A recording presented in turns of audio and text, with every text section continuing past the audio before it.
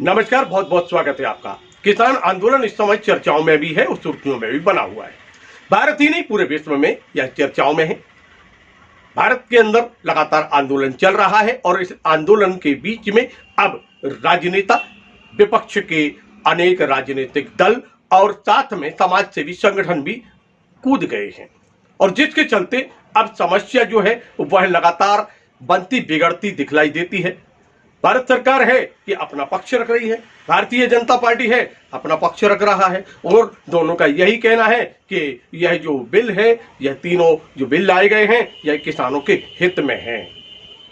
वहीं दूसरी ओर आंदोलनकारी और विपक्ष साथ में जो समाज सेवी संगठन है, उनका कहना है कि यह किसान के विरोध में है, राष्ट्र के विरोध में है।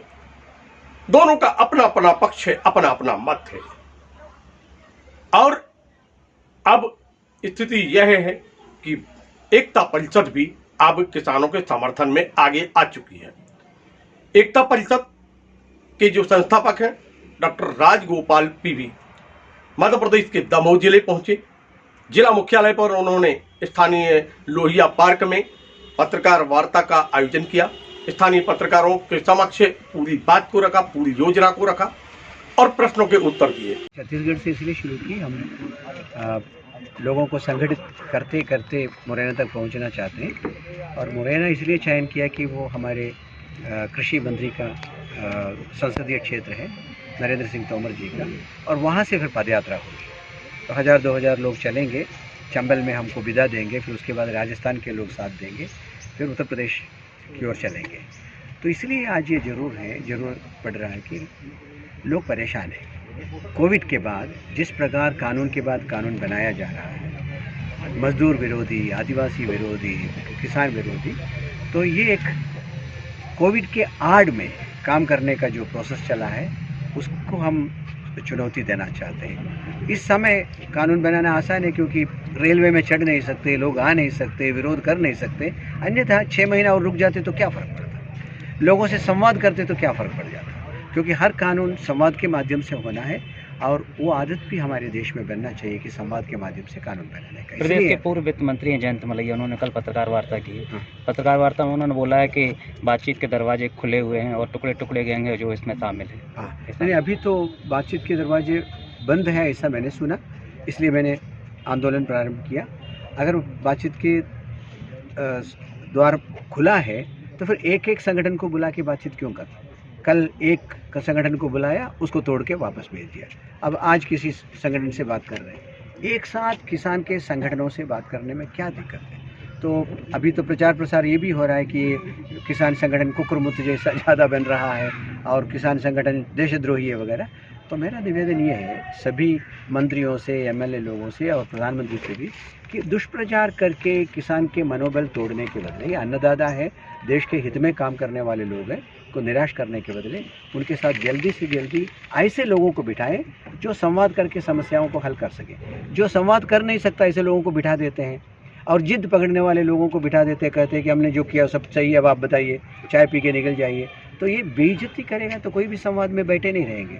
संवाद का एक माहौल बनाना पड़ता है, संवाद में ये महसूस कराना पड़ता है हम और आप बराबर के लोग हैं, हम मंत्री हैं, तुम बताओ क्या करना चाहते हो।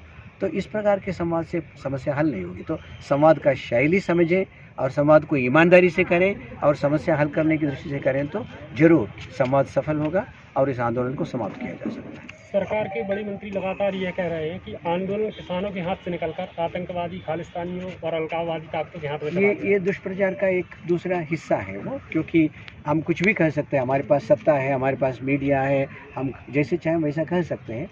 लेकिन आप में अगर आप जहाँ पाकिस्तान के बॉर्डर में घुसने वाले आतंकवादियों को आप पकड़ लेते हैं, गोली मार देते हैं, तो ये क्या दिल्ली में बैठे हुए अगर कोई आतंकवादी हो तो आप क्यों नहीं पकड़ पा रहे? तो मुझे लगता है दुष्प्रचार का भाग है। आप संवाद नहीं करना चाहता, समस्या हल नहीं करना चाहता, इसलिए लोगों के मन में ये धारणा बनाना चाहते हैं कि देखिए ये सब देशद्रोही लोग हैं, इनसे बात करने की कोई ज़रूरत नहीं, क्योंकि बात न करने को जस्टिफाई करना चाहते हैं, इसलिए बात नहीं कर रहे हैं क्योंकि आतंकवादी लोग हैं। तो मुझे लगता है कि इससे समस्या हल नहीं होगी, इससे किसान आंदोलन लंबा चलेगा।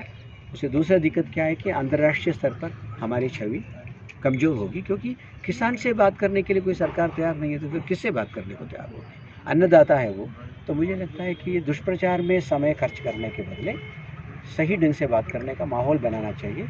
अब मुझे याद है कि जब चंबल घाटी के डाकू लोग समर्पण नहीं करते थे तो हम लोग बीच में पड़े कि नहीं पड़े।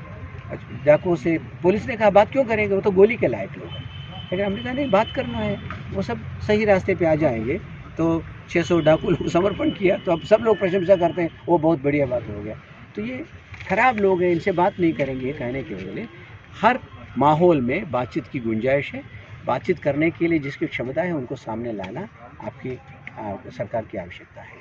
एग्रीकल्चर मिनिस्टर से आपके पास आपने संदेश भेजा है, उस संदेश का कुछ बात आई सामने? हाँ, इनडायरेक्टली आई है, अभी सीधे तो नहीं हुई। इनडायरेक्टली उन्होंने कहा है कि एकता परिषद को क्यों उतरना चाहिए इस आंदोलन में वगैरह, लेकिन मैं सोचता हूँ कि 1-2 दिन में मैं स्वयं बात करूँगा। सकारात्मक परिणाम निकलने की उम्मीद निकलना चाहिए, क्योंकि देखो संवाद करना एक कला है, ये सबकी बात नहीं है, ठीक है। तो कभी कभी एक्सपर्ट्स को बुलाना पड़ता है संवाद को चलाने के लिए।